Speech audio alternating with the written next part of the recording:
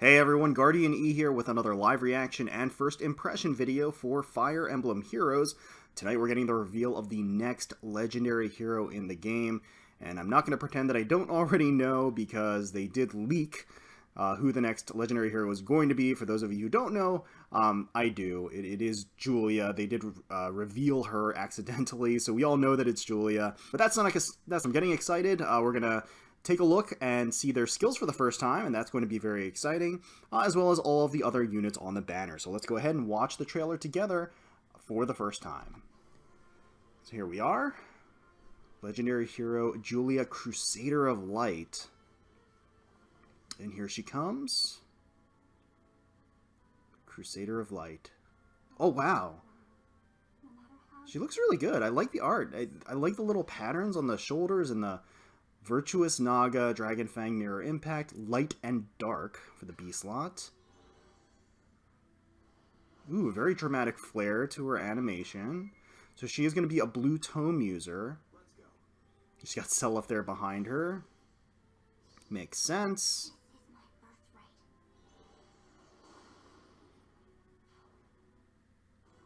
Okay. She's going to be an Earth hero.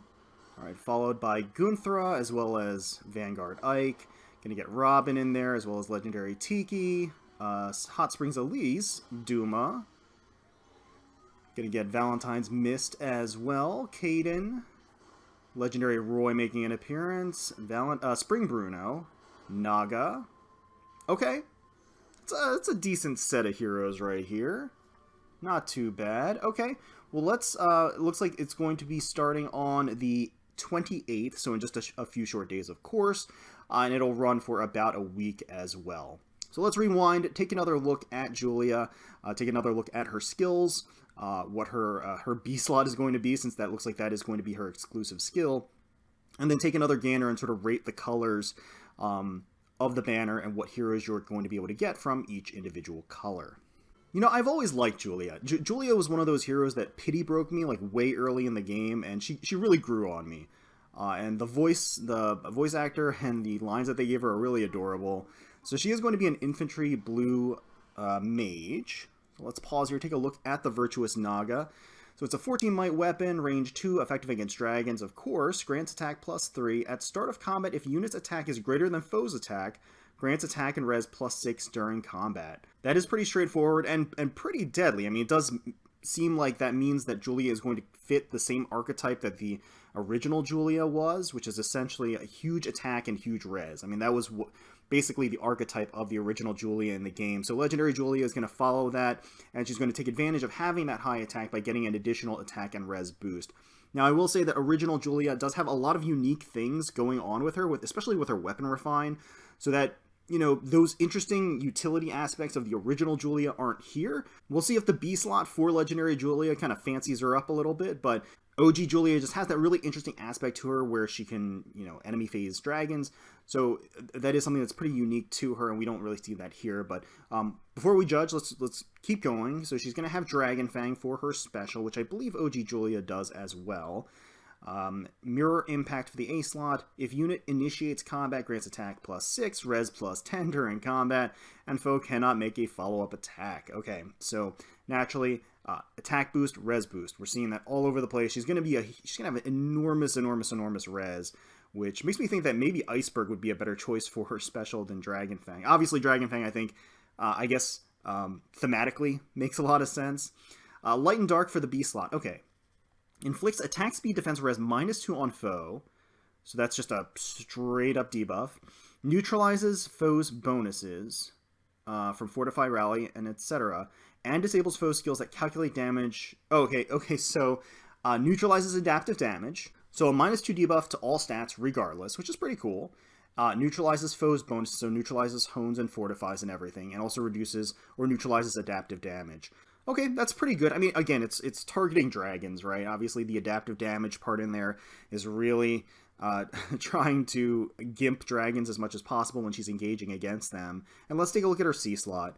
Alright, attack res Oath 3 for the C slot. At start of turn, if unit is adjacent to an ally, grants attack res +5 to unit for 1 turn. Man, all of these attack and res boosts, she's going to hit really hard and be able to tank very, very well on any counterattacks that would target her res normally, namely dragons.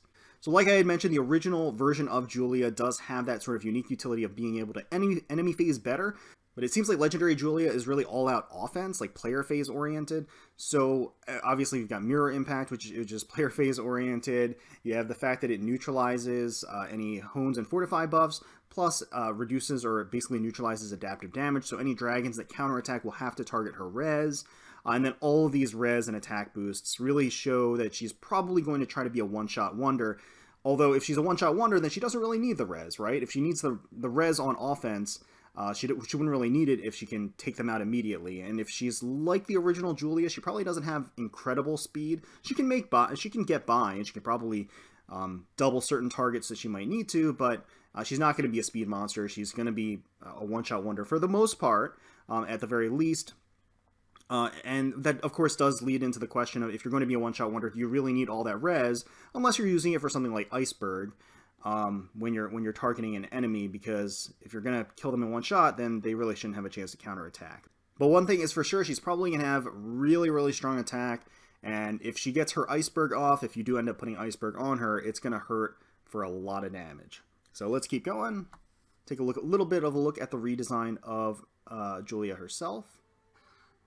Yeah, I like it. The nice flowing gown that she has looks really nice, and they made her haircut pretty cute too here. Okay. Okay. I'm kind of eager to hear the rest of her quotes because I want to hear if she's as spacey as her original version, because it's kind of adorable. So let's take a look at these units. Lots of legendary heroes naturally, and we're getting some of the hot springs as well as the Valentine's units, it seems, for the most part. And we'll break it down in just a second after we've got all of them kind of tabulated together here. Okay, there's Naga. Okay, so let's take a look and pause right here. So obviously Julia is going to be the marquee character, which a lot of people are going to be going for, and she also is accompanied by Naga and Legendary Tiki on blue. So that is a stacked color. You have the debut Legendary Hero accompanied by two other Legendary Heroes, both of which are very, very powerful units. And then you've got Red, Vanguard Ike, Legendary Roy, and it looks like Hot Springs Elise. That's okay. Roy is relatively new. Vanguard Ike everybody has, but he's proven time and time again that he is not going to be outclassed, so he is still always useful. Hot Springs Elise does have some pretty great stuff too. Moving on to green, we've got Gunthra as well as Valentine's Mist and Caden. That's pretty good. Caden in particular, even though he's not a seasonal, provides a very unique utility to a team, especially in Ether Raids where you have an enemy phase Omni-Tank or anything like that. But Caden provides a very unique ability to project his own buffs as a spur, or as a drive, I should say, onto an ally, so that he does play a very unique support role there. And then finally we have Colorless with Grima, of course, as well as Duma, and we've got Spring Bruno as well. So honestly, if I had to rank the colors, I think I would actually put blue on top. It has 3 legendary heroes. They're all pretty powerful in their own right. They're all unique too, so there's not a lot of duplication as far as what roles they can play. So if you get any of them and you don't have them, they'll fulfill a new role in your barracks and on your teams. So any one of them would be great to get. After that, I think I would have Red, and then maybe shortly thereafter, Colorless. Those two colors I think are really close. They each offer a legendary hero in terms of availability. The Red offers Hot Springs Elise as the third, which is a seasonal unit naturally. The Colorless offers Spring Bruno, who is also colorless. I would argue that I think Hot Springs Elise is probably the better of the two non-legendary units of the two colors. But all the same, they're both very, very close. And then bringing up the rear close behind, I think, would be probably green with Gunthra, Mist, and Caden. Gunthra is always great to have, but she's one of the original legendary heroes in the game. She's been in the game for a while now. Mist is pretty good, and Caden is pretty great too. Caden, of course, is also in the general pool, which means that this isn't sort of a unique chance to get him. So that kind of, I guess, takes it down a notch or two. But regardless, I think that blue is the standout color here. I think if you're going to be sniping on any color, it's probably going to be blue.